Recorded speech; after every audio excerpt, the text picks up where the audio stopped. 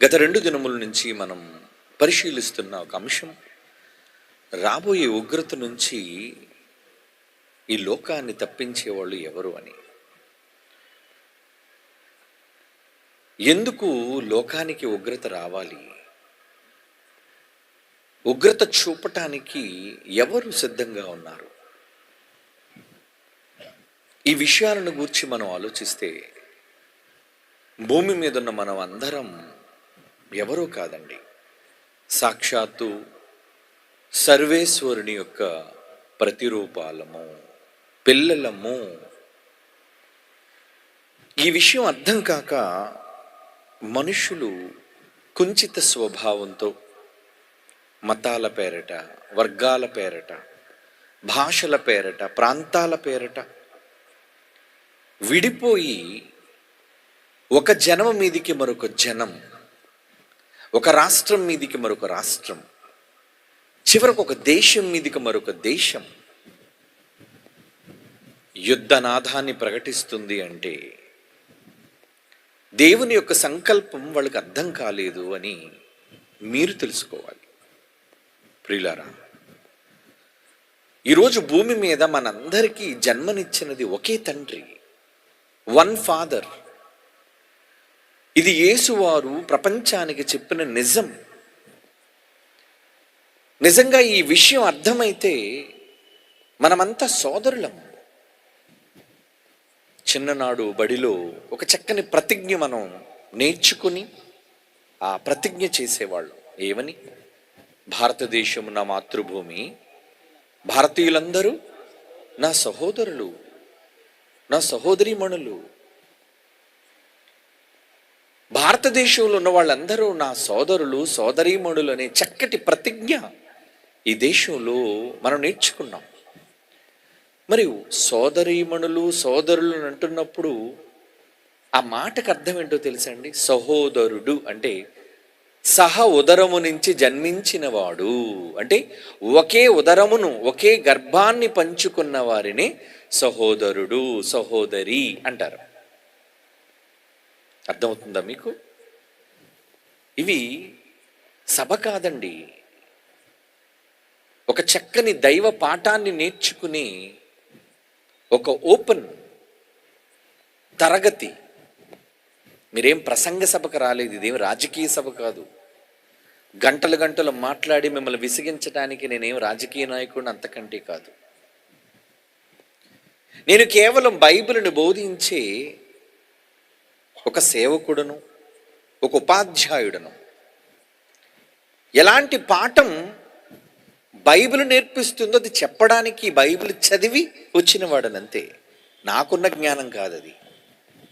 నేను చెప్పే ఈ మాటలన్నీ నేను చదువుకున్న బైబిల్ అనే పుస్తకములో పఠించి నేర్చుకుని మీకు ప్రకటిస్తున్నాను.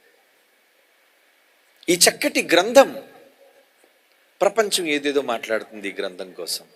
ఈ గ్రంథాన్ని బ్యాన్ చేయాలనో, ఈ గ్రంథం వెలివేయబడాలనో, ఈ గ్రంథాన్ని అనుసరించే వారి దేశంలో ఉండకూడదనో. ఏమండి, ఇటువంటి అనుచితమైన వ్యాఖ్యలు చాలామంది, ఇందులో ఉన్న సారం అర్థం కాక ఎవరో కొందరు సహోదరులైన మన మధ్య చిచ్చు పెట్టడానికి రెచ్చగొట్టే మతోన్మాదుల మాటల వలన అపార్థం చేసుకుంటున్నాం అంతే. నేను చెప్పే ఈ మాటలు మీరు వింటే ఖచ్చితంగా ఇది ఎంత పరిశుద్ధమైన గ్రంథం. బైబిల్కున్న పేరు పరిశుద్ధ గ్రంథం. పవిత్రత. ఎందులో పవిత్రత? దేనిలో పరిశుద్ధత? రాయించినది దేవుడు గనుక తన పిల్లలందరి కోసం ఆయన మేలును యోచించి రాశాడు నిష్పక్షపాతంగా. భూమి మీద ఉన్న వాళ్ళందరం ఆయన ఏమని ఈ గ్రంథంలో రాయించాడు అంటే చూస్తారా? ఎఫెసీలకు రాసిన పత్రిక 3వ అధ్యాయం 14వ వచనాన్ని మనం చూడగలిగితే, ఎఫెసీ పత్రిక 3వ అధ్యాయం 14వ వచనం, పరలోకమందును భూమి మీదను ఉన్న ప్రతి కుటుంబం, ఎనీ ఫ్యామిలీ, ప్రతి కుటుంబము ఏమంటున్నాడండి? ఏ తండ్రిని బట్టి కుటుంబం అని పిలువబడుచున్నదో, ఈ కుటుంబాలన్నిటికీ ఒక తండ్రి ఉన్నాడటండి. కుటుంబాలకు ఒకే తండ్రి. ఏ తండ్రిని బట్టి కుటుంబం అని పిలువబడుచున్నదో అంటే ఎంత చక్కటి సామరస్యాన్ని, సమైక్యతను, ఒక చక్కటి కుటుంబ విలువలను బైబిల్ చెబుతుందో చూడండి. ఎవరు మీరెవరు, నేనెవరు? ఏదో పాలకొల్లులో ఉన్నారని మీరు వేరు, ఎక్కడో నేను విశాఖపట్నంలో ఉన్నానని నేను వేరు, ఎక్కడో విదేశాలలో ఉన్నా కాబట్టి దేశాన్ని బట్టి వారు వేరు అని అనుకోవడానికి లేదండి. బైబిల్ ఇది పరిశుద్ధ గ్రంథం ఎందుకు అయింది? పవిత్రమైన గ్రంథంగా దీన్ని ఎందుకు మనం చదవాలి అని మనం ఆలోచించి కదా నిర్ణయం తీసుకోవాలి. ఎవరో చెప్పిన తప్పుడు మాట విని అపార్థం ఎందుకు చేసుకోవాలి? గ్రంథాలయాల్లో ఈరోజు ఎన్నో పుస్తకాలను మనుషులు చదువుతున్నారు. మంచిది, చదవండి. మరి ఆ పుస్తకంతో పాటు ఈ పుస్తకాన్ని కూడా ఒకసారి చదవండి. చదివితే తప్పేముంది? చదివితేనే కదా అందులో ఉన్న విలువలేంటో, నిజాలేంటో, లోకం చెబుతున్న అబద్ధాలేంటో అనేది మనకు అర్థమయ్యేది.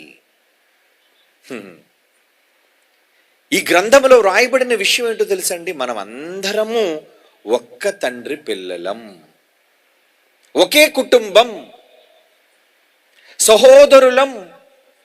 పాపం భారతదేశంలో ఉన్న వాళ్ళే మన సహోదరులు అని మనం అనుకుంటున్నాం. కాదండి, ప్రపంచ దేశాల్లో ఉన్న యావత్తు మానవ జాతి అందరం సహోదరులం. అంటే ప్రపంచంలో ఉన్న వాళ్ళందరూ ఏమనాలి? ప్రపంచ దేశంలోని సకల ప్రజలు నా సహోదరులు. అందుకే మేము యూనివర్సల్ యాంథమ్ అనేది ఒకటి సిద్ధం చేసామండి. ఆ యూనివర్సల్ యాంథంలో ఏముంటుందో తెలుసా అండి? భారతీయులు మాత్రమే కాదు, ప్రపంచ దేశాల్లో ఉన్న వాళ్ళందరూ నా సోదర సోదరీమణులే. వినడానికి ఎంత చక్కగా ఉంది ఈ మాట. మరి ఈ విషయం ప్రపంచానికి అర్థం కాలేదా? అర్థం కాలేదు గనుకనే కులాల పేరట, మతాల పేరట, దేశాల పేరట, ప్రాంతాల పేరట విడిపోతున్నాం. ఈ దేశం మాది, ఈ దేశంలో మీరు ఉండకూడదు అని అంటున్నారే. అసలు ఈ దేశంలో ఇది నీది అని చెప్పడానికి ఎవరికి ఏ హక్కు? ఈ భూమి నాదని చెప్పడానికి మీరు కాగితాన్ని చూపిస్తారు. ఏమండి? దస్తావేజులు, భూమి హక్కు. మరి ఈ దేశం నీది అని చెప్పడానికి నీకు రాసి ఇచ్చిన హక్కు ఏమనుందా?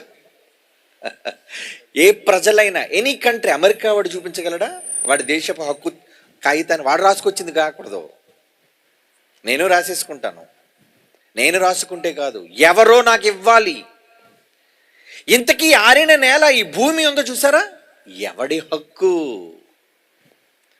ఎవరి తాత ముత్తాతలు దీన్ని చేసి మనకిచ్చారు చెప్పండి? మనం యథార్థం మాట్లాడుకోవాలి. ఏదో బైబిల్ కాబట్టి పక్షపాతంగా బైబిల్ని నమ్మేయండి అని చెప్పే బోధకుడు కాను నేను. అలా చదవలేదు బైబిల్. బైబిల్లో అలాంటి విషయాలు లేవు కూడా. బలవంతంగా దేనిని నమ్మించే ప్రయత్నం బైబిల్ ఎప్పుడూ చేయదు. నిజాలని చెబుతుంది బైబిల్. కనుక భూమి మీద ఇది నాది, భూభాగం, భారతదేశం నాది అనడానికి ఈరోజు చాలామంది ఈ దేశం మాది, క్రైస్తవులు ఇక్కడ ఉండకూడదు, వెళ్ళిపోవాలి అంటున్నారే పాపం అమాయకు తమ్ముళ్ళు. ఏమండి, అసలు ఈ భారతదేశంలో మొట్టమొదట ఎవరున్నారు? వాళ్ళకి చరిత్ర తెలుసా? లేదు. ఏదో చరిత్ర, భారతదేశపు చరిత్ర చదువుకుంటే ఏం చెప్పిందో తెలుసా అండి? ఈ భారత భూభాగానికి మొదట ద్రావిడులు వచ్చారు. మీరు చదువుకున్నారా కళాశాలలో? ద్రావిడులు. తరువాత మొదట తెగగా ద్రావిడులు వస్తే వాళ్ళు ఉత్తర భారతదేశంలో దీన్ని ఆక్రమించుకుంటే వలస ప్రయాణం చేస్తూ భూభాగం కనబడినప్పుడు అక్కడికి వచ్చి అక్కడ ఇల్లులు కట్టుకొని, గుడారాలు వేసుకొని, ఏమండి, తమ నివాసాన్ని ఏర్పాటు చేసుకుంటే ఈలోపు మరొక జాతి వచ్చింది, ఆర్యులు. నేను భారతదేశ చరిత్ర చెబుతున్నాను సుమా. ఆర్య తెగ వచ్చిందట. వాళ్ళు వచ్చి ఏం చేశారట? ఈ ద్రావిడులైన వాళ్ళు బలహీనులు కనుక భయపెట్టి మీరు పొండిరా, ఈ దేశం మాది అని ఆర్యులు దీన్ని ఆక్రమించుకున్నారు. ఏమంటే, నేను చెబుతున్న మాటలు కాదు, సొంత మాటలు కావు, మనం భారతదేశ చరిత్రలో చదువుకున్నది. ఏమండి, ఇండియన్ హిస్టరీ అంటారు దాన్ని. అంటే కైబరు బోలను కనుమలకుండా మొట్టమొదట వచ్చినది ద్రావిడులు అయితే ఆ తర్వాత వచ్చిన వారు ఆర్యులు. పైన ఉత్తర భారతదేశంలో ఆర్యులు ఉంటే క్రింద దక్షిణ భారతదేశంలో ఉన్నదందరూ ద్రావిడులు. అంతేనా? ఓకే. మరి ఆర్యులు రాకముందు, ద్రావిడులు రాకముందు ఈ దేశం ఎవరి సొత్తు? ఈ భూభాగం ఎవరి సొత్తు? అయినా దేశం అంటే మట్టి కాదు, దేశం అంటే మనుషులో అని చెప్పాడే ఒక చక్కని రచయిత, మన దేశ రచయిత. ఎంత మంచి మాట. మరి దేశం అంటే ప్రజలైన మనమైనప్పుడు భారతీయులం కదా, మనమంతా సహోదరులం కదా. దేశం అంటే మనమైనప్పుడు నేల నాదంటావేంటయ్యా? నేల నీదా? బైబిల్ ఏం చెప్పిందో తెలుసండి, చూస్తారా? ఈ భూమి ఎవరిదని చెప్పాడో బైబిల్ చెప్పిన నిజాన్ని చూస్తారా? చదవండి ఇప్పుడు. లేవియా కాండం 25వ అధ్యాయం 23. ఎంత మంచి మాట. క్రియేటర్, ఈ భూమిని సృష్టించిన సృష్టికర్త సర్వమానవాళితో చెబుతున్న మాట. ఏంటా మాట? లేవియా కాండం 25వ అధ్యాయం 23 వచనమండి. భూమిని శాశ్వత విక్రయము చెయ్యకూడదు. నువ్వెవడు అమ్మేయడానికి? నీకున్న రైట్ ఏంటి? నువ్వెవరు అమ్ముతున్నావు? శాశ్వత విక్రయము చెయ్యకూడదు. భూమి నాది, మీరు నా యొద్ద కాపురమున్న పరదేశులు. ఇది దేశమే కాదు. నిన్న విన్నారు కదా, మనమంతా ఎందుకు ఈ భూమిని విడిచిపెట్టి వెళ్ళిపోతున్నాం? ఈ దేశం మంది కాదు గనుక, అసలు ఈ లోకమే మంది కాదు గనుక. విడిచిపెట్టి వెళ్ళిపోయే లోకం కోసం ఎందుకండి అన్నదమ్ములుగా మన మధ్య గొడవలు? ఏమిటి, హైందవ సోదరులందరూ అలాంటి వాళ్ళు కాదండి. 99% మంది ఈ దేశంలో ఉన్న హైందవ సోదరులు చాలా మంచోళ్ళు. వాళ్ళు ఎప్పుడు క్రైస్తవులను ద్వేషించరు. నాకే ఎందరో హైందవ స్నేహితులు ఉన్నారు. మీలో చాలా మంది హైందవ సోదరులు స్నేహితులుగా ఉన్నారు, లేరా? ఉన్నారు. వాళ్ళలో ఈ మనసు లేదండి. ఎవరో కొందరు దుర్మార్గులైన మతఛాందస్సవాదులు, వాళ్ళు అక్కడక్కడక్కడక్కడ కలుపు మొక్కల్లా ఉంటారు. వీళ్ళకి మతం అనే పిచ్చి పడుతుంది. వీళ్ళు హైందవత్వంలోనే కాదండి, క్రైస్తవ్యంలో కూడా ఉన్నారు ఈ సన్నాసులు. సర్వమతాలలో ఈ పిచ్చెక్కిన వాళ్ళు ఉన్నారు. అంటే వీళ్ళకి వాళ్ళ గ్రంథాలలో ఉన్న సారం అర్థం కాలేదు అని అర్థం. ఏమండి, అసలు ఈ లోకం మీదకి ఉగ్రత ఎందుకు రావాలి, ఎందుకు ఆయన ఇవ్వాలి అనుకుంటున్నాడు తెలుసా? ఇక్కడ ఉన్న వాళ్ళు చెడిపోయారు గనుక. ఎందుకు దేవునికి కోపం? నేల నాదైతే, కబ్జా చేసింది నువ్వైతే ఎవడురా నాదని చెబుతున్నావు? ఏమండి, మీ తండ్రి గారు మీకు ఇల్లుని రాసిచ్చారనుకోండి, ఆ ఇంటి మీద హక్కు మీకుంది. ఏమండి, ఆ ఇంటిలో మీరు ఉండొచ్చు. ఎవరో పరాయి ఊరోడు వచ్చి ఈ ఇంటిలో మీరు ఉండడానికి వీలేదు, బయటకు పొండి అని అంటే మీరేమంటారు? అదేంటయ్యా, మా నాన్నగారు మాకు ఇచ్చారయ్యా, మేము ఆయన పిల్లలుగా ఈ ఇంటిలో ఉండే హక్కు ఉందయ్యా అని అన్నప్పుడు పోలీసు వారు కావచ్చు, చట్టాలు కావచ్చు, న్యాయస్థానాలు కావచ్చు, న్యాయం ఏం చెబుతా తెలుసా? తండ్రికి పిల్లలు కాబట్టి ఆయన ఇచ్చినది వీళ్ళకి చెందుతుంది. అవునా? అవునా కాదా? ఎస్, ఇది న్యాయం, ఇది న్యాయం. మరి ఇప్పుడు భూమి ఎవరి సొత్తు? దేవుడు అన్నాడు, ఇది నాది, మీరే నా దగ్గర పరదేశులుగా ఉన్నారు నాయన. ఈ భూమి మీద సర్వ హక్కులు నావి, మీరు నా యొద్ద కాపురం ఉన్నవాళ్ళు అద్దెకున్నారంతే. కొద్ది రోజులు ఉంటారు, ఒక 60, 70, 80, మహా అయితే 100. తర్వాత ఈ భూమిని అంతటిని విడిచిపెట్టి వెళ్ళిపోవాలి కదా. ఎంత చక్కగా ఉంది ఈ మాట, న్యాయబద్ధంగా ఉంది ఈ మాట. అంటే నేల దేవుడిదైనప్పుడు, భూమి మీద సర్వ హక్కులు కలిగించిన సృష్టికర్తమైనప్పుడు మరి మనం ఎవరు, మీరెవరు? ఇందాక మనం చదువుకున్నామే, మనమంతా ఆ సర్వేశ్వరుడైన సృష్టికర్త పిల్లలం, కుటుంబీకులం, ఆయన పిల్లలం మనమంతా. మరి భూమి మీద హక్కు ఎవరికి ఏ హక్కు ఉంది? అందరికీ సమానమైన హక్కు.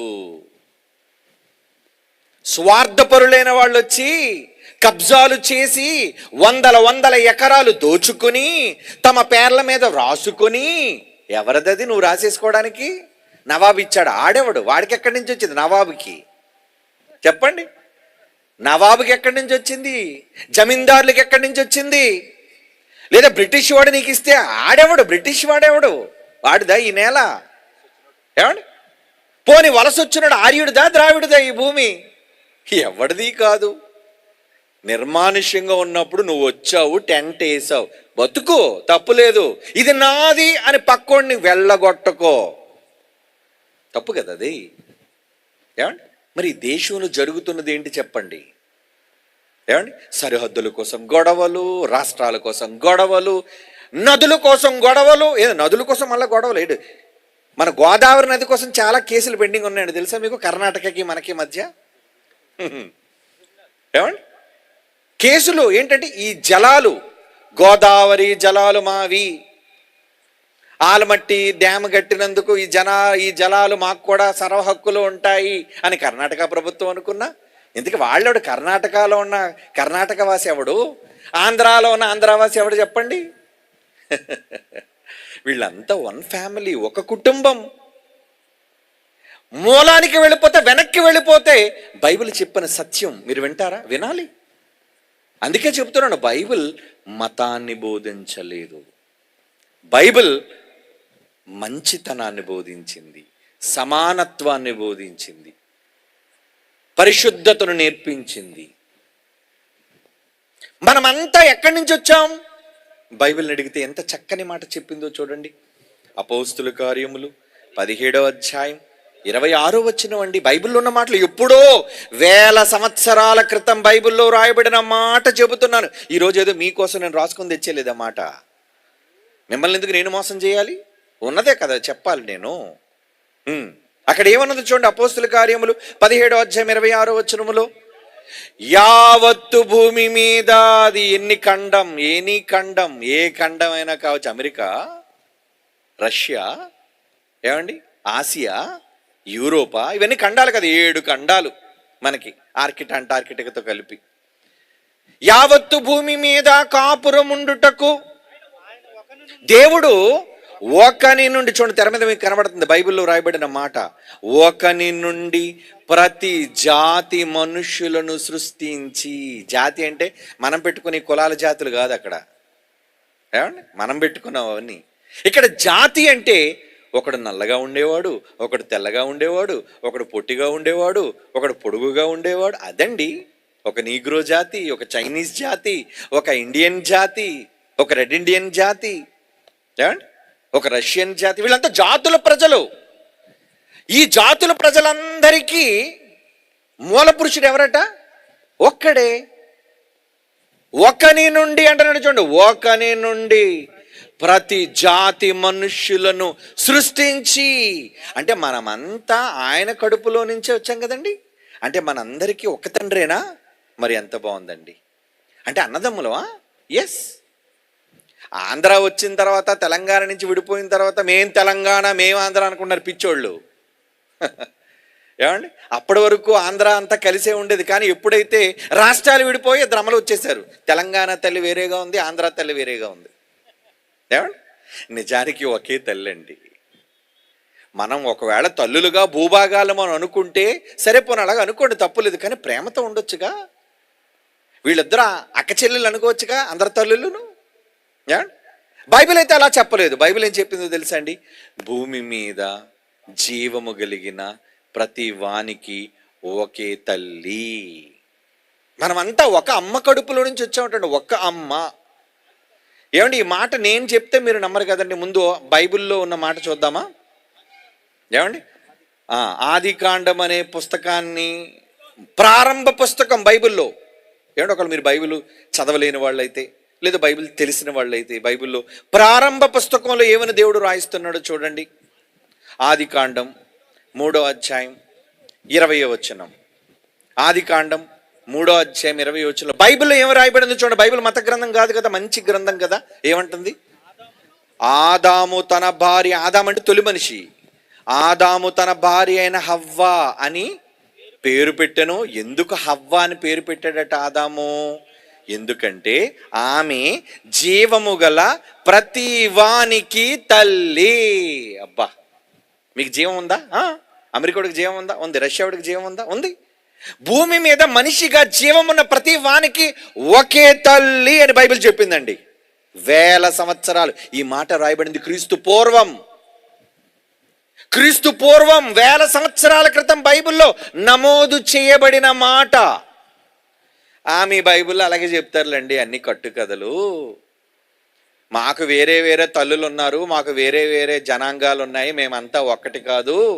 ఏమండి, వీడొక కులం, వాడొక కులం, వాడొక కులం, వీడొక కులం, ఏమండి అని ఈరోజు భారతదేశంలో కుల వ్యవస్థ ద్వారా ఎంతమందిని ఎన్ని రకాలుగా, ఒకడు ఎక్కువ ఒకడు తక్కువ అని, ఏమండి ఒకడు అంటరానివాడు అని, ఒకడు గొప్పవాడు అని అనుకునే సందర్భాలు ఈ దేశంలో చరిత్రలో ఉన్నాయో లేవో నేను చెప్పనవసరం లేదు, మీకు తెలుసు. అగ్రకులాలం వాళ్ళు వెళుతుంటే కనీసం వాళ్ళ త్రోవలో కూడా నిలబడడానికి వీల్లేదండి స్వతంత్రం రాకముందు మన దేశ పరిస్థితి. అంటరాని వాళ్ళు, దళితులు, కనీసం వాళ్ళు వెళ్ళే త్రోవ కూడా నడవకూడదట, వాళ్ళు త్రాగే నీళ్లు కూడా వీళ్ళు తాకకూడదట. ఎందుకు? వాళ్ళు ఎవరయ్యా? ఎవరనుకుంటున్నావు అసహించుకోవడానికి? వాళ్ళు నీ తమ్ముళ్ళయ్యా, వాళ్ళు నీ తమ్ముళ్ళు, తల్లుళ్ళు, చెల్లెళ్ళు, అక్కలు. ఈ మాట వినడానికి ఎంత బాగుంది. నీ చెల్లిని నువ్వు అసహించుకుంటావా? నీ అక్కను నువ్వు అసహించుకుంటావా? నీ తమ్ముడు నువ్వు ముట్టుకోవద్దు అంటావా? మరి ఎందుకయ్యా వీళ్ళతో మేము అలాగే చదువుకున్నామండి. తప్పర్రా. బైబిల్ చదవండి, బైబిల్ చదవండి. బైబిల్ ఏమంటుంది?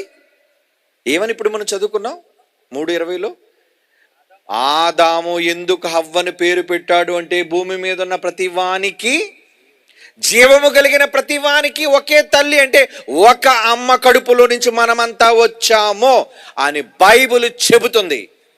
ఎందుకు నమ్మాలి ఇప్పుడు దీన్ని? ఎందుకు నమ్మాలి చెప్పండి? మనిషి ఎంత మూర్ఖంగా మారిపోయాడంటే దేవుడు చెబితే నమ్మడండి. మరి ఎవరు చెప్పాలయ్యా నీకు? శాస్త్రవేత్త చెప్పాలి. ఆడికే ఉన్నాయి. ఏమండి, ఆడికి ఏంటి? దేవుడి కన్నా గొప్ప జ్ఞాని ఆడు. కానీ ఈరోజు సమాజం అలా తగలబడిందండి. చివరికి దేవుడు ఉన్నాడనే విషయం చెప్పాలన్నా ఎవడో ఒక పనికిరాని శాస్త్రవేత్త అనాలి, అవును అనాలి. ఒకడు చెబితే గాని నమ్మవా? ఏమండి, ఈమె మా తల్లి అని చెప్పడానికి ఎవరు సాక్ష్యం కావాలి? ఎవడరా సాక్ష్యం ఇచ్చేది? మా అమ్మ. ఈయన మా నాన్న అనడానికి ఏంటి సాక్ష్యం? ఏంటి సాక్ష్యం? నీ తల్లి మాటే సాక్ష్యం. నమ్మవా? అమ్మ చెప్పింది, నాన్న ఇదిగోరా ఈయనే మీ డాడీ. నమ్మవా లేదా? చూడమ్మా, నేను నమ్మాలంటే నువ్వు విఆర్ఓ ఇచ్చిన సర్టిఫికేట్ కాదు, కానీ అర్జెంటుగా నువ్వు వెళ్ళి నాకు డిఎన్ఏ టెస్ట్ సర్టిఫికేట్ పట్టరని మీలో ఎవరైనా మీ అమ్మని అడిగారా? అడిగితే పళ్ళన్నీ ఒక పక్క ఊడిపోయేటట్టు చెంప చెళ్ళు అనిపించేది. ఎందుకురా నీకు? నేనే రా నిన్ను కన్నాను, ఈయనేరా మీ నాన్న. నమ్మామో, తల్లిని నమ్మామో, నమ్మాలి. మరి ఈ తల్లికి పుట్టాము అంటే ఎందుకు నమ్మావు? మా తల్లి వేరండి, వీడి తల్లి వేరండి. అమ్మాయి కూడా ఈరోజు సమాజంలో ఉన్న వీళ్ళను చూచి వేరు వేరు అనుకుంటున్నావా? మనందరికీ మూలం ఒకే తల్లయ్యా. ఇప్పుడు నేను చెప్తే నమ్మరు కదా, బైబిల్లో ఉన్న మాట శాస్త్రవేత్తలు చెప్పిన మాట చెప్పమంటారా? చూడండి, ఇప్పుడు నేను ఒక సందర్భాన్ని చూపిస్తాను. ప్రపంచ శాస్త్రవేత్తలు, ఏమండి, డిఎన్ఏను పరీక్ష చేసిన శాస్త్రవేత్తలు ప్రపంచ దేశాలలో మనుషులందరి డిఎన్ఏ సేకరించారట. అమెరికా వాడిది, రష్యా వాడిది, ఇండియా వాడిది, చైనా వాడిది, అందరిది సేకరించి అందరి డిఎన్ఏలను పరీక్షిస్తే వాళ్ళకు ఒక అద్భుతం బయటపడిందటండి. ఏంటి అద్భుతం?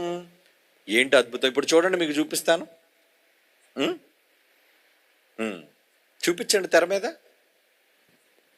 మదర్ ఆఫ్ హ్యూమానిటీ అంటే యావత్తు మానవ జాతికి ఆది తల్లిని గూర్చి చెబుతుందండి సైన్స్. ఎలాగా మీరు బైబిల్ నమ్మరు, సైన్స్ నమ్ముతారుగా. ఏమంటుంది ఆ సైన్స్? Humans inherit. ఏమండి, ప్రతి మనిషికి ఏముంటుందటండి? అదిగోండి తల్లి, ఇగో నల్లగా కనబడుతుంది తల్లి బొమ్మ, ఇది తండ్రి. తల్లిలో నుంచి పిల్లలకు వెళ్ళేది ఒకటి ఉంటుందటండి. దాన్ని ఏంటో తెలుసా అండి? మైటోకాండ్రియల్ డిఎన్ఏ అంటారు. ఎంటీడిఎన్ఏ అని కనబడుతుంది కదా కిందన. ఇది ప్రతి మనిషిలోనూ ఉంటుంది. ఇది తల్లి నుంచి మాత్రమే వస్తుంది. అదండి వీళ్ళు చెప్పిన నిజం. అయితే తల్లి నుంచి సంక్రమించే ఎంటీడిఎన్ఏ ఉంది చూసారా, ప్రపంచంలోని మనుషులందరిలో కనబడుతుందట ఇది. అదిగే చూడండి, ఇదిగోండి డిఎన్ఏ అంటే న్యూక్లియర్ డిఎన్ఏ మనకు తెలుసు. కానీ ఇక్కడ ప్రతి జంటలోనూ ఆడవాళ్ళకి జీవాన్ని పంచే తల్లుల ద్వారా కనబడుతుందట. ప్రపంచంలో అందరిలో ఏం కనబడుతుందట? ఇదిగోండి చూడండి, అందరూ కనెక్ట్ అవుతున్నారు. ఆడవాళ్ళు అందరూ చూడండి, ఏమంటే నల్లగా ఉన్న వాళ్ళని ఆడబొమ్మలైతే తల్లుల ద్వారా అందరికీ సంక్రమించేది. చివరికి వెళ్ళి పైన ఒక రెడ్ తల్లి కనబడుతుంది మనకి. ఎవరావిడ? ఆవిడేనటండి ఆది తల్లి. అంటే శాస్త్రవేత్తలు ఈరోజు ఏమని ధృవీకరించారు? మనుష్యులందరూ కూడా ఒకే తల్లికి పుట్టిన వాళ్ళు అని కన్ఫర్మ్ చేసి చెప్పారు ప్రపంచ శాస్త్రవేత్తలు, భారతదేశ శాస్త్రవేత్తలు గారు. ఏమండి ఇది ఒప్పుకోవాలా? ఒప్పుకోవాలి. ఎవడైనా ఒప్పుకొని తీరాలి. కాదంటే పిచ్చోడు. మరి ఇప్పుడు బైబిల్ ఏం చెప్పిందిరా? నువ్వు నిన్నగాక మొన్న మనుషులందరి డిఎన్ఏని పరీక్షించి అందరూ ఒకే తల్లి నుంచి వచ్చామని చావు కబురు చల్లగా చెప్పడం అంటారు దాన్ని. నువ్వు ఇప్పుడు చెప్పావు, బైబిల్ ఎప్పుడు చెప్పింది? మనందరికీ ఒకే తల్లి, జీవము కలిగిన ప్రతి వానికి ఒకే తల్లి అని బైబిల్లో ఆదికాండం 1వ పుస్తకంలో 3వ అధ్యాయం 20వ వచనంలో దేవుడు రాయిస్తే నమ్మవా బైబిల్ని? ఏ ఎవడో చెప్పాడు మత పుస్తకం దీన్ని చదవద్దు నమ్మొద్దు అని. మంచి ఉందయ్యా జ్ఞానం. మనందరం ఒకే కుటుంబం అని చెప్పిన మహాజ్ఞాన గ్రంథం అండి బైబిల్. గ్రీకులు తెలుసు కదా మీకు, యూరోప్ దేశంలో ఉంటారు. అందులో అరిస్టాటిల్, ప్లాటో, ఏమండి వీళ్ళందరూ చాలా గొప్ప గొప్ప శాస్త్రవేత్తలు. గ్రీకు దేశస్తులు వాళ్ళు. వాళ్ళకి పురాణాలు ఉన్నాయండి, గ్రీకు పురాణాలు, గ్రీక్ మైథాలజీ అంటారు దాన్ని. వాళ్ళలో దేవుడు ఉన్నాడండి. ఏమండి ఆ ముఖ్యమైన దేవుడు ఏమంటే జ్యూస్ అంటారు అండి. జ్యూస్, వాడి పేరు జ్యూస్. వాడు సొంత చెల్లినే పెళ్లి చేసుకున్నాడండి. సొంత చెల్లిని పెళ్లి చేసుకున్నాడు. వాడికి పిల్లలు పుట్టారండి. వాళ్ళ గర్భాల్లోంచి వచ్చిన వాళ్ళే దేవుళ్ళండి. ఆ దేవుళ్ళలో మీకు అందరికీ తెలిసిన సినిమాలో ఒక దేవుడు, వాడే థార్ అంటారు, చుట్టు పట్టుకొని ఉంటాడు. తెలుసా మీకు? థార్, THOR సినిమా కూడా తీసింది. ఏమండి అమెరికా వాళ్ళు తీశారు ఆ సినిమా. అంటే వాళ్ళ పురాణాల ప్రకారంగా దేవుళ్ళు, వాళ్ళకి పెళ్ళిళ్ళు, వాళ్ళ గర్భాన పుట్టిన వాళ్ళు మాత్రమే దేవుళ్ళు. మరి మీరంతా మట్టి మనుషులు. అంటే వాళ్ళ గ్రీకు పురాణాలు ఏం చెప్తున్నాయి? ఒరే మనుషులరా మీరంతా కిందన్నోళ్ళు, వాళ్ళు దేవుళ్ళట, వాళ్ళు దేవుళ్ళని పెళ్లి చేసుకుంటారట, వాళ్ళు దేవుళ్ళకి పిల్లలట, వీళ్ళ తర్వాత వాళ్ళే దేవుళ్ళు అవుతారట. మరి నువ్వు దేవుడు కాదురా, నువ్వు సేవకుడు, బానిస మాకు. వాళ్ళు గ్రీకు పురాణాలు అవే చెప్తున్నాయండి. మనిషి వ్రాసినదైతే అలాంటి తప్పుడు జ్ఞానం ఉంటుంది. దేవుడు నిన్ను ప్రేమించారా? పక్కన భార్యని ప్రేమిస్తాడా? భార్యనే ప్రేమిస్తాడు. ఆవిడ గర్భాన్ని పుట్టినోడిని దేవుడిగా చేస్తాడు. కానీ దేవుడా నన్ను దేవుడు చేయాలంటే పోరా, నువ్వు అంటరానివాడు, నీచుడు, పోరా అంటాడు. ఏ జ్ఞానం బాగుంది? అందరూ సమానమే, అందరూ ఒకే తండ్రి పిల్లలని బైబిల్ గ్రంథం బాగుందా? నా గర్భాన పుట్టిన వాళ్ళే పిల్లలు, నాకంటూ భార్య పిల్లలు ఉన్నారు, వాళ్లే దైవాలని చెప్పిన గ్రీకు పురాణాలు బాగున్నాయా? చెప్పండి, ఏవి బాగున్నాయి? ఏది ధర్మంగా ఉంది, ఏది అధర్మంగా ఉంది? చదివితేనే కదా తెలిసేది. మరి ఎందుకు చదవరు? చదవండారా, బైబిల్ చదవండి, చదవాలి. కారణం మనమంతా దేవుని గర్భము నుంచి పుట్టిన వాళ్ళం, ఆయన పిల్లలం. అలా అనడానికి దేవుడు రాయించిన బైబిల్లో ఈ చక్కటి సందర్భాలను గూర్చి మరి మనం తెలిసిన కొంతమంది వాళ్ళు పెద్ద శాస్త్రవేత్తలు చెప్పిన దాన్ని ఈ చిన్ని బుల్లి లిల్లిపుట్టు శాస్త్రవేత్తలు మరి ఏం చెప్పారు అనేది ఏమండి పాటలో చూద్దాం. Lights off. నిజమా కాదా? నిజం, ఒప్పుకోవాలి. బైబిల్ అని ఒక మత గ్రంథం అని ముద్రించి మనుష్యుల మధ్య ఈ విభేదాలు సృష్టించి మనమంతా వివిధ వర్ణాలకు వర్గాలకు చెందిన వాళ్ళమని వద్దర్రా ఈ తప్పుడు విధానాలు. అందుకే ఈరోజు ఒకరినొకరు, ఒక జాతి మీద మరొక జాతి నరుక్కుంటున్నారు, చంపుకుంటున్నారు, అంతం చూడాలనుకుంటున్నారు. వద్దండి. నేల అందరిది, మనందరం ఒకే తల్లి పిల్లలం, మనందరినీ సృష్టించింది ఒకే సృష్టికర్త దేవుడు. ఎందుకు ఈ జ్ఞానం మనుషుల్లో లోపిస్తుంది చెప్పండి? దేవుడంటే భయం లేకుండా పోయింది సమాజానికి. తన కళ్ళ ముందు తన గర్భాన పుట్టిన పిల్లలందరూ కూడా ఒకరినొకరు కొట్టుకుంటుంటే ఏమంటాడు తండ్రి? ఏమంటాడు? ఊరుకుంటాడా? శిక్షించడా? ఈ నేల మీదకి నా కోసం మిమ్మల్ని కని పంపిస్తే, నా ప్రతిరూపాన్ని మీకిచ్చి భూమి మీద నాలాగా మిమ్మల్ని చేస్తే, మీరేంట్రా ఇన్ని రకాలుగా ఒకరినొకరు ఖర్చుకుంటున్నారు, పొడుచుకుంటున్నారు, చంపుకుంటున్నారు? ఊరుకోడు దేవుడు. దేవుడంటే భయం లేదండి ఈ సమాజానికి. భయం మీరిపోయింది సమాజం. ఒక కుటుంబంలోని కొడుకు కానీ కుమార్తె కానీ బాగుపడాలి అంటే తల్లిదండ్రుల మీద భయం ఉండాలి.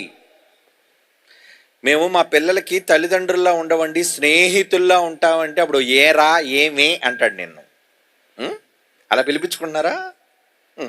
సంస్కారహీనంగా తల్లులు ఏమే, నీ భార్య ఏంట్రా అలా పిలుస్తున్నావు ఏమే అని. కన్నదిరా నిన్ను. ఏ రా అని నీ తండ్రిని అంటున్నావే? జన్మనిచ్చిన వాడు రా నీకు తండ్రి. గౌరవం నేర్చుకో. ఎందరో పిల్లలైన వాళ్ళు తల్లిదండ్రుల మీద భయభక్తులు లేని కారణంగానే తల్లిదండ్రులు అనాథలుగా చేసి, దిక్కుముక్కు లేని వారుగా చేసి, ఏమండి ఉద్యోగాల కోసమో లేదంటే భార్య పిల్లల కోసమో సంపాదన కోసమో తల్లిదండ్రులని దిక్కులేని వారిగా విడిచిపెట్టి పోవటం లేదా? అందుకే కదండి ఆ వృద్ధ తల్లిదండ్రులు ఆశ్రమాలను ఆశ్రయిస్తున్నారు. అండి మమ్మల్ని చూడండి, కాస్త అన్నం పెట్టండి. వృద్ధాశ్రమాలు న్యాయమా? అలాంటి తల్లి తండ్రి కడుపు మంట రగిలి ఏమంటారు తెలుసా? రే మా ఉసురు తగులుతుందిరా నీకు. కన్న మమ్ములను ప్రక్కన పెట్టి నిన్నగాక మొన్న వచ్చిన బెల్లం అయితే, ఒకవేళ మీ నాన్నకు నేను కూడా ముందు అలా అనుకుంటే, మేము కష్టపడి పెంచామయ్యా నిన్ను, నా ఒడిలో నిన్ను బొజ్జగించి పాలిచ్చి అన్నం పెట్టి నీ తండ్రి అహోరాత్రులు నీ ఎదుగుదల కోసం కష్టపడ్డాడే, ఎలాగయ్యా ఆయన తృణీకరించగలుగుతున్నావు? ఎలాగయ్యా ఆయన కాలెత్తి తన్నగలుగుతున్నావు? ఎలాగయ్యా ఆయన అనరాని దుర్భాషలు మాట్లాడగలుగుతున్నావు? నాకు ఒక కుటుంబం తెలుసండి, వారంలో 5 రోజులు వాళ్ళ తల్లితో తగువండి. వాళ్ళు క్రైస్తవులో కాదో నాకు తెలియదు కానీ ఎప్పుడూ తల్లిని తిడుతూ కొడుతూనే ఉంటాడండి. ఏం కొడుకు వాడు? నీ మీద ప్రేమతో పాలిచ్చి బుజ్జగించి భుజాన్న వేసుకొని నీకు అన్నం తినిపించి ఇంత పెద్దవాడిగా చేసిందే, ఎక్కడుంది నీ తల్లి మీద నీకు కృతజ్ఞత? కన్నందుకు తల్లిదండ్రుల మీద కృతజ్ఞత లేకపోతే శాపనార్థాలు పెడతావే. మరి దేవుడి విశాలమైన సృష్టిని చేసి మీలో ప్రతి ఒక్కరికి నిష్పక్షపాతంగా గాలి, నీరు, వెలుగు, వేడి, సారం అందరికి అన్నిటినీ ఇచ్చాడే నిష్పక్షపాతంగా. మరి ఆయనకు నువ్వు ద్రోహం చేస్తే, ఆయనకు నువ్వు అన్యాయం చేస్తే, ఆయన కళ్ళ ముందే మీరంతా కీచులు ఆడుకొని కాట్లాడుకొని నా దేవుడు వేరు, మా నాన్న వేరు, మా నాన్న వేరు అంటే, ఒకే ఒక్క నాన్న ఏమంటాడు తెలుసా? అరే నేనే రా మీ నాన్నని, మీ బాబుని, నేనే మీ బాబుని. వినవా? బెత్తం తెస్తాడు భయపెట్టడానికి, సరిదిద్దడానికి, తన పిల్లలను క్రమపరచడానికి. ఆ కోపంలో ఏముందో తెలుసా? నిన్ను సరిదిద్దాలన్న మంచి. ఒక మాస్టారు చేతిలో బెత్తమున్నా, ఒక తల్లి చేతిలో ఎర్రగా కాల్చిన ఒక పనిముట్టున్నా నీకు వాత ఎందుకు వేస్తుందో తెలుసా? నువ్వు మారాలి అని. మా అమ్మ నా మీద ఉగ్రత చూపిస్తుందండి అనకూడదు. ఉపాధ్యాయుడు నా మీద ఉగ్రత చూపిస్తున్నాడండి అనకూడదు. చెవి మెలివేసిన బెత్తంతో దెబ్బలు తట్లు తేరేటట్లుగా నేను కొట్టినా దాని వెనక ఉన్నది నీ మంచి. ఇది మనుష్యుల వల్ల నీకు జరిగే మంచి అయితే, దేవుడు ఆయనంటే భయపడాలా వద్దా ఈ సమాజం? లేదు, భయం లేదు. అందుకే ఏమంటున్నాడు చూడు, ఇర్మియా గ్రంథం 5వ అధ్యాయం 22వ వచనం. ఇర్మియా గ్రంథం 5వ అధ్యాయం 22వ వచనం అండి. సముద్రము దాటలేకుండానట్లు దాని తరంగములు ఎంత పొర్లినను, అది ప్రబల లేకయు ఎంత ఘోషించినను అది దాటకుండా ఉండునట్లు నిత్య నిర్ణయము చేత దాని ఇసుకను సరిహద్దుగా నియమించిన నాకు భయపడరా, నా సన్నిధిని వణకరా. ఇదే యెహోవా వాక్కు అంటున్నాడు చూడండి. అవునా? దేవుడు ఏం కోరుకుంటున్నాడు? భయం. ఎవరికి ఉండాలి భయం? మానవ జాతికి దేవుడంటే ఉండాలి భయం. భయం మీరుతున్నారు కనుకనే శిక్ష అమలు చేస్తున్నాడు. ఉగ్రత, కోపం రగిలిపోతుంది ఆయనకి.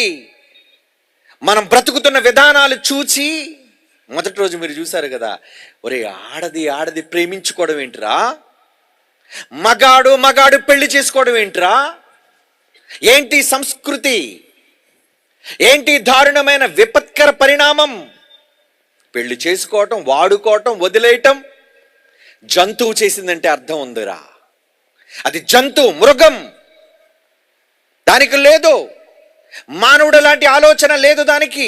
మరి నువ్వేంటి, పెళ్లి చేసుకుంటా, పిల్లల్ని గంట విడిచిపెట్టేస్తావు. ఏమవ్వాలి వాళ్ళు? ఏమనంటే నా భార్యకి అయ్యాలండి, నా భర్త శాడిస్ట్ అండి. ఎన్ని కారణాలు చెబుతున్నావు. కుటుంబ వ్యవస్థ ఈరోజు దేశాల్లో కుప్పకూలిపోతుండడానికి కారణం ఏంటో తెలుసా? దేవుడంటే భయం లేకపోవటం. ఎవరు మందలిస్తారు చెప్పండి? ఈ ప్రభుత్వాలా మందలించవు, ఈ చట్టాలా వాళ్ళ మందలించవు. ఏమంటున్నాయి చట్టాలు? ఇద్దరు ఆడవాళ్ళు పెళ్లి చేసుకుంటారా, చేసుకోండి పర్లేదు. చట్టాలు చేశారు. ప్రపంచ దేశాల్లో ఆడవాళ్ళు పెళ్లి చేసుకోవడానికి లెస్బియన్ మ్యారేజెస్, గే మ్యారేజెస్ లాఫుల్, చేసుకోండి పర్వాలేదు. ఎవరండి భయపెడతారు వాళ్ళని? ఈ సమాజానికి భయపెట్టే వాళ్ళు ఎవరు? దేవుడు అన్నాడు, నాకు భయపడవురా నువ్వు, నా సన్నిధిని వణకవా? నిన్ను వణికించేవాడు లేడనే కదా, నిన్ను వణికించేవాడు లేడనే కదా, నిన్ను వణికించేవాడున్నాడు. ఆయనే సృష్టికర్త అయిన దేవుడు. ఆయన కంట కన్నీరు రప్పిస్తే, పిల్లలుగా ఉండి ఆయన మీద తిరుగుబాటు చేస్తే ఆయన ఏమంటున్నాడు చూస్తారా? కొన్ని మాటలు యెషయా గ్రంథం 1వ అధ్యాయం 2వ వచనం నుంచి చూడండి. యెషయా గ్రంథం 1వ అధ్యాయం. ఆవేదనతో నిండిపోయిన కన్న తండ్రి మాటలు. యెహోవా మాట్లాడుచున్నాడు ఈ సర్వ సమాజముతో, మానవ జాతితో మాట్లాడుతున్నాడు. ఆకాశం ఆలకించు, ఓ మోస్తున్న భూమి చెవియొగ్గు. నేను పిల్లలను పెంచి గొప్పవారిగా వారిని తీర్చిదిద్దితే నా మీదే తిరుగుబాటు చేస్తున్నారు వాళ్ళు. ఒకరినొకరు దోచుకుంటున్నారు, ఒకరినొకరు నరుక్కుంటున్నారు, ఒకరినొకరు చంపుకుంటున్నారు. ఏమండి, ఈరోజు బ్లాక్ మనీ విదేశాలు, స్విట్జర్లాండ్లో ఉందా బ్లాక్ మనీ? ఎవరి డబ్బది? పేదవాడి అన్నం. పేదవాడి అన్నం అండి. ఈరోజు దోచుకుంటూ కోటీశ్వరులుగా మారిపోతున్న రాజకీయ నాయకులు ఉన్నారే, ఒక్కొక్కడికి కోట్లు కోట్లు కోట్లు కోట్లు. ఒక సీటు కోసమే ఖర్చు పెడతాడు, ఏం కాకుండా కోట్లు. ఒక ఓటు కోసం ఖర్చు పెడతాడు, ₹1,000, 2,000, 3,000, 5,000 తీసుకో ఓటేయ్. ఎక్కడిది వాడికి? ఒక 5,000 ఉంటే ఒక నెలంతా బ్రతికే కుటుంబాలతో, చిన్ని కుటుంబాలుగా ఉన్న మనం, వీడికి ఎక్కడి నుంచి వచ్చింది 1,000 కోట్లు? దోపిడీ, ప్రజాధనం, ప్రజల కష్టం పీల్చుకు తింటున్నాడు. ఏ చట్టాలు వాడిని ఏమనలేవే. ఏమనంటే సిబిఐ వాళ్ళు వస్తారు, ఐటీ వాళ్ళు వస్తారు, రైడ్లు చేస్తారు, లోపల వేస్తారు, హ్యాపీగా 3 పూట్ల భోజనం పెడతారు. అక్కడేం వాడికి శిక్షలే ఉన్నాయా చెప్పండి?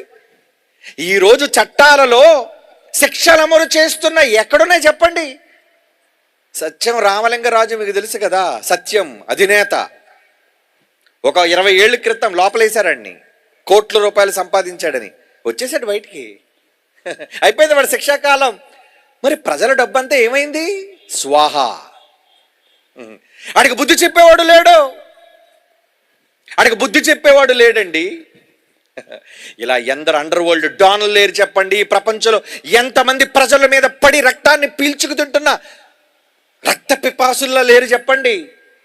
పేదవాడి కష్టం, దోపిడీ, దగ, మోసం, భయం లేదు దేవుడంటే. ఎంత మోసం చేసి భక్తుడట. మరలా భక్తులు ఏం చేస్తారు? ఒరే దేవుడికి వేసేరా ఏంటి? ఒక అజ్ఞాత భక్తుడు దేవుడికి వేసాడు. ఎన్ని కోట్లు? 10 కోట్లు వేసారట హుండీలో. ఎక్కడ కొట్టేశావు? నీ కళ్ళ ముందున్న సహోదరుడిని ప్రేమించలేని నువ్వు, ఏమండి, సహోదరుడిని కొట్టి, వాడిని కొల్లగొట్టి, వాడి నోటి దగ్గర కూడును కొట్టి దేవుడికి లంచం ఇస్తున్నావా? దేవుడా నా మీదకి ఏం శాపం రాకుండా చెయ్యు, ఎందుకంటే ఎన్నో పాపాలు చేశాను నేను. చేసిన తప్పులను దేవుడికే లంచం ఇచ్చి కడుక్కోవాలనుకున్న దుష్ట సమాజం. అన్ని మతాల్లో ఉన్నారు వీళ్ళు, అన్ని మతాల్లో. దేవుడికి ఎందుకు ఇచ్చేస్తారు? దేవుడు కానుక ఇచ్చండి, చందా చందా ఎందుకు? ఎక్కడ దేవుడు శాపం ఇచ్చేస్తాడోనని. మరి నువ్వు చేసిన అన్యాయం ఎక్కడికి పోతుంది? నువ్వు చేస్తున్న ద్రోహం ఎక్కడికి పోతుంది? రాదాని మీదకి వస్తుంది. దేవుడు చెప్పాడు, రే పని చేసిన నీ కూలి వాళ్ళకి పొలంలో నువ్వు కూలి ఇవ్వకుండా దాచిపెట్టావే, ఆ ధనం నాకు మొరపెడుతుందిరా. ఎవరి దగ్గర డబ్బు నువ్వు అన్యాయంగా తీసుకున్నావో ఆ డబ్బు నాకు మొరపెడుతుంది మహాప్రభు. పేదవాడి కష్టాన్ని దోచేసుకున్నాడయ్యా అని డబ్బు మొరపెడుతుందని బైబిల్లో చెప్పాడు. దేవుని పిల్లలారా, ఇలాంటి దుష్ట సమాజానికి భయం చెప్పొద్దా? దేవుడంటే భయం రావద్దా? రావాలి. రావాలి అంటే దేవుడు ఏం చేయాలి? భయపెట్టాలి సమాజాన్ని. వణకరా అన్నాడు కదా, నా సన్నిధిని వణకరా. వణికిచ్చాడు కదా ఈ మధ్యన 2020లో వణికిచ్చాడు. ఎలా వణికిచ్చాడు? ఎవడైనా దగ్గితే వణికిపోతున్నాడు, ఎవడైనా తుమ్మితే అమ్మమ్మమ్మ వణికిపోతున్నాడే, పోతావని. అదే కరోనా. అదొక్కటే అనుకున్నావేంటి? చాలా ఉన్నాయి ఆయన దగ్గర. ఏంటి? ఈ సమాజం ఎందుకు భయంకరమైన రోగాలు పట్టి పీడిస్తున్నాయో అర్థం కాదు. ఈ సమాజాన్ని భయంకరమైన రోగాలు, ఎలాంటి? క్యాన్సర్ ఒక భయంకరమైన రోగం, HIV AIDS మనుషులను చంపుకు తినే రోగం. ఇలా ఒకటి కాదు, రెండు కాదు, సమాజంలో ఎంతో మందిని హరించి తినేసే భయంకరమైన రోగాలు ఎందుకు ఈ సమాజంలో ప్రవేశించాయో తెలుసా? మనుష్యులు చేసే విపత్కర పరిస్థితులు. అవన్నీ దేవుడు మనుష్యులకు బుద్ధి చెప్పడానికి పంపిన ఆయుధాలు అన్నాడండి. వాటిని ఆయుధాలు. కీర్తనల గ్రంథం 106వ కీర్తన చదవండి. దేవుడు అంటే భయం కలగాలి సమాజానికి. 29 కీర్తనల గ్రంథం 106వ కీర్తన 29 వచనం. వారు తమ క్రియల చేత, పనుల చేత దేవుడికి కోపము పుట్టించగా ఆ వారిలో తెగుళ్ళు. ఎందుకు వచ్చింది కరోనా? ఎందుకు వచ్చింది రోగం? తెగుళ్ళు రేగెను. అప్పుడు ఏమవుతుంది? తెగులు వస్తే మనిషి తగలబడిపోతాడు, కట్టెల మీద తగలబడిపోతాడు. ఎందుకంటే ఎంతమంది ఉసురు. దేవుడా కాపాడు అన్న కాపాడ్డా ఆయన, రక్షించు అన్న పాదాల మీద పడిన రక్షించడు ఆయన. ఎందుకంటే దేవుడు అంటే భయం ఉంటే పొరుగురున్న నీ సహోదరుని ప్రేమిస్తావయ్యా. అదే యేసు ప్రభు ఏమని? నువ్వు కనిపించని దేవుణ్ణి ప్రేమిస్తున్నానని చెప్పేవాడు ఎవడైనా ముందు పొరుగునున్న నీ సహోదరుని ప్రేమించో. వాడే నీకు దైవం. వాడికి పెట్టు అన్నం, వాడికి పంచు ఆహారం, మంచినీళ్ళు, మందులు. అదే కదండి క్రైస్తవ్యం చేసింది. ఏమండి? దాన ధర్మాలు చేసి పేదవాడికి అన్నం పెట్టి, ఆకలితో ఉన్నవాడికి నీరిచ్చి, వస్త్రాలు ఇచ్చి, మందులు ఇచ్చి, వాళ్ళందరినీ కూడా ప్రేమించి కటాక్షిస్తే మతం అని ఎందుకయ్యా అంటావు? మంచిది. పొరుగువాడిని ప్రేమించడం మంచి. దీన్ని కూడా మతపరమైన రంగు పులుగుతున్నావా అన్నారు. అవునండి, వీళ్ళందరూ వీళ్ళకి రోగాలకు మందులు ఇచ్చి, బట్టలు ఇచ్చి మతంలో కలిపేసుకుంటున్నారట. ఏమండి? మరి మతంలో కలిపేసుకుంటే ఇన్ని సంవత్సరాలుగా స్వతంత్రం వచ్చి ఇన్ని దశాబ్దాలు అయిపోయిందే. ఏమండి? దేశంలో క్రైస్తవులు ఎక్కువ ఉన్నారా, హైందవులు ఎక్కువ ఉన్నారా? హైందవులే కదండి మెజారిటీ. మరి మారిపోలేదా? బట్టలు ఇచ్చినంత మాత్రాన మారదయ్యే సమాజం. మందులు ఇచ్చినంత మాత్రాన మారదయ్యే సమాజం. సమాజం మారాలి అంటే మనుషుల నమ్మకం కలగాలి, దేవుడు అంటే భయం కలగాలి, అప్పుడు మారుతుంది. మరి దేవుని గురించిన భయాన్ని నేర్పించే పాటలు ఎక్కడా, పాఠాలు ఎక్కడా? లేవు, అవి లేవు. ఈ సమాజం భయపడాలంటే ఏం చూడాలో ఇప్పుడు మీకు చూపిస్తాను. చూడండి. కమాన్, లైట్స్ ఆఫ్. ఎంత భయంకరంగా ఉంది ప్రపంచ పరిస్థితులు, రోగాలు. దేవుడుంటే ఆపలేడా? ఆపడు. ఉగ్రత. మనుష్యుడు తన మాట విననప్పుడు దేవుడు వారి మీద పెట్టేది ఉగ్రత. భయం లేదు దేవుడు అంటే. టైం చూస్తాడు ఇలాగా, 11 అయిపోయింది ఏంటి వదలవా? ఏమండి? దేవుడికి టైం ఇచ్చాం మనం. 11 వరకే ఉంటాను నీ దగ్గర. ఆ తర్వాత ఎవరితో చెప్పుకుంటూ చెప్పుకోరా, పోతాను నేను. నువ్వు దేవుడికి టైం ఇచ్చావు, దేవుడు నీకు ఇచ్చిన టైం ఇప్పుడే ఆపేస్తే గ్రౌండ్ అది దాటుతావా, రోడ్డు ఎక్కుతావా? ఎక్కడి నుంచే కాటికి పోతే తీసుకెళ్ళిపోతాను నేను, పెట్టిలో పెట్టి.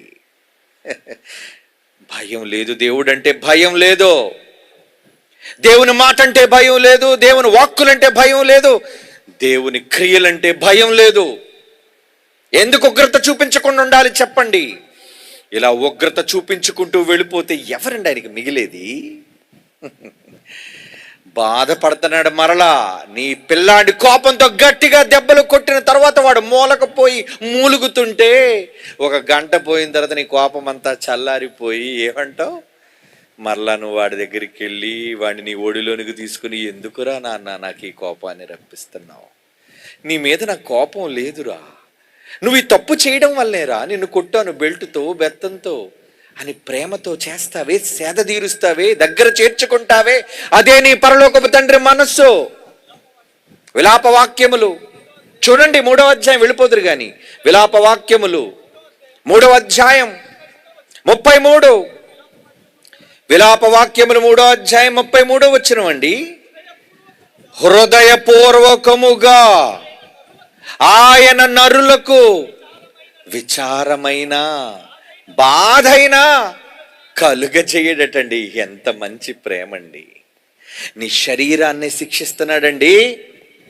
నీకొచ్చే రోగం నీ శరీరానికి వస్తుంది, నీకొచ్చే కష్టం కన్నీళ్లు నీ శరీరానికి వస్తున్నాయి, కానీ నిజమైన శిక్ష ఏంటో తెలుసా? చావని ఆత్మకు దేవుడు నిత్యాగ్ని దండనలో వేసే నిత్య శిక్ష. ఇంకా అక్కడికి వెళ్ళలేదు మనం. అందుకే భూమి మీద చిన్ని చిన్ని దెబ్బలు, చిన్న చిన్న హెచ్చరికలు, కరోనా ఒక హెచ్చరిక, మలేరియా ఒక హెచ్చరిక, డెంగ్యూ ఒక హెచ్చరిక, ఇలాంటి చిన్ని వచ్చినప్పుడే నిన్ను నువ్వు సరిదిద్దుకొని దేవుడు అంటే భయపడితే నీ జోలికి దేనిని రానివ్వడు. యథార్థంగా న్యాయంగా నువ్వు దేవుని కొరకు బ్రతికితే నిన్ను కాపాడుతాడు, సంరక్షిస్తాడు. అందుకేనండి ఒక నిర్ణయం తీసుకుని ఈ ప్రజలందరినీ ఇలా చంపుకుంటూ వెళ్ళిపోతున్నాను, ఎలా నా మాట వినటం లేదు అని అనుకొని ఒక నిర్ణయానికి వచ్చాడండి. ఆ నిర్ణయమే తన కుమారుడైన యేసుక్రీస్తు వారిని భూమి మీదకి పంపి మనం చేసే తప్పులన్నిటి నుంచి కాపాడడం కోసం ఆ మహనీయుణ్ణి సిలువకెక్కించాడండి. ఆయన పొందిన దెబ్బలు మీకు స్వస్థత, ఆయన పొందిన గాయములు మీ పాపములకు పరిహారం. యెషయా గ్రంథం 53వ అధ్యాయం అండి, యెషయా గ్రంథం 53వ అధ్యాయం 5వ వచనం. మన అతిక్రమములను బట్టి ఆయన గాయం, నీకు కొట్టవలసిన దెబ్బలన్నీ యేసుకు సిలువలో కొట్టాడట. మన దోషములు, రోజు మనం చేస్తున్న పాపములను బట్టి నలగగొట్టబడెను.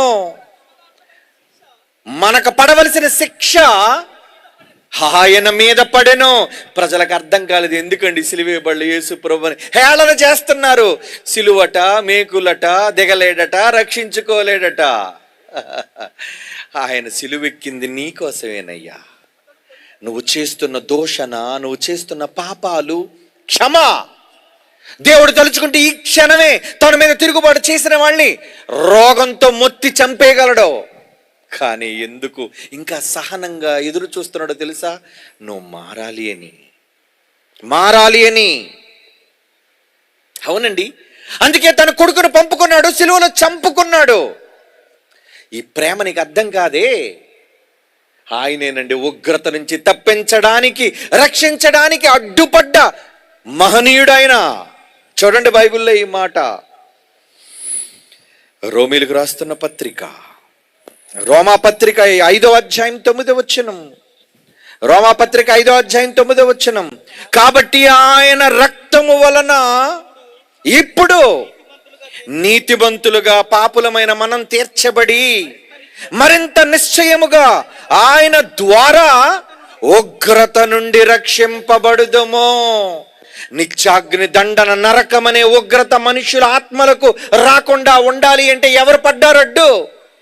యేసుక్రీస్తు రక్తము కార్చి సిలువలో నిన్ను, నన్ను, సర్వ సమాజాన్ని దేవుని ఉగ్రత నుంచి రక్షింపబడును అంటున్నాడు. చూడండి, ఎవరండి ఈ రాబోయే ఉగ్రత నుంచి తప్పించే వాళ్ళు? ఒకే ఒక్క నాథుడు, సర్వలోక రక్షకుడు, ఆయన పేరు యేసుక్రీస్తు. ఆయన మరణించి సమాధి చేయబడి మూడో దినమున మృత్యుంజయుడై తిరిగి లేచాడే నిన్ను పరలోకానికి నివాసిగా చేయటం కోసం, తాను వెళ్ళే మార్గంలో నిన్ను తీసుకుని వెళ్ళటం కోసం. మతం అంటావా ఆయనది? ఆయన చావుని హేళన చేస్తున్నావు కదా. ఆయన రక్తాన్ని ఎంత అన్యాయంగా మాట్లాడుతున్నారండి ఈరోజు మతోన్మాదులైన వాళ్ళు.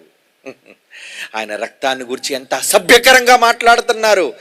మాట్లాడయ్యా, పర్వాలేదు, నిన్ను క్షమించడానికి ఆయన సిలువనెక్కాడు, చంపుకోవడానికి కాదు.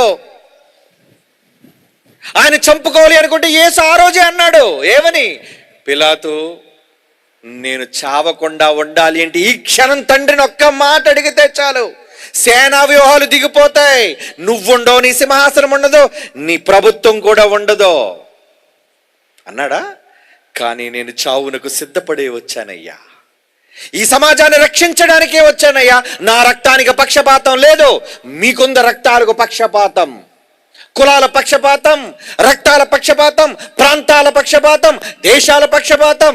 కానీ యేసు రక్తానికి లేదు ఏ పక్షపాతం. చూస్తారా చివరిగా ఈ మాట, ప్రకటన గ్రంథం 5వ అధ్యాయం 9-10 వచనాలు చూడండి ప్రియులారా.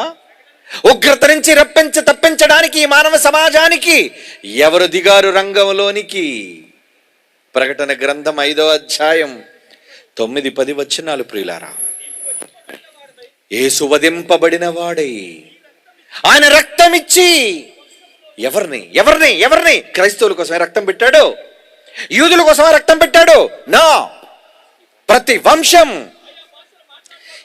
ఏ భాష మాట్లాడిన వాడవైనా ఆయా భాషలు మాట్లాడు వారిలోనూ, ప్రతి ప్రజలోనూ, ప్రతి జనములోనూ దేవుని కొరకు మనుష్యులను కొని ఏమిచ్చి కొన్నాడు? ఎంత ఇచ్చి కొన్నాడు? ప్రాణమిచ్చి కొన్నాడు, రక్తమిచ్చి కొన్నాడు.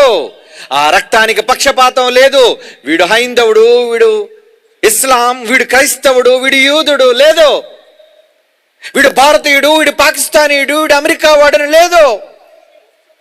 సర్వజనుల కోసం, పాప ప్రక్షాళన కోసం సిలువనెక్కాడండి ఆ మహనీయుడు. అదే కదా ఈరోజు గుడ్ ఫ్రైడే అంటున్నారు. ఏంటి దాని అర్థం?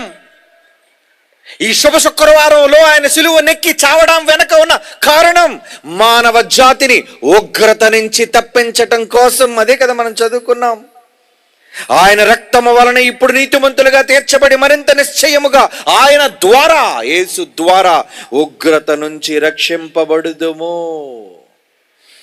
చాలా మాటలున్నాండి ఇలాంటి బైబిల్లో, టైం లేదు, ఆలస్యంగా ప్రారంభించారు ఈరోజు. దేవుని పిల్లలారా, మతంగా చూడకండి బైబిల్ని.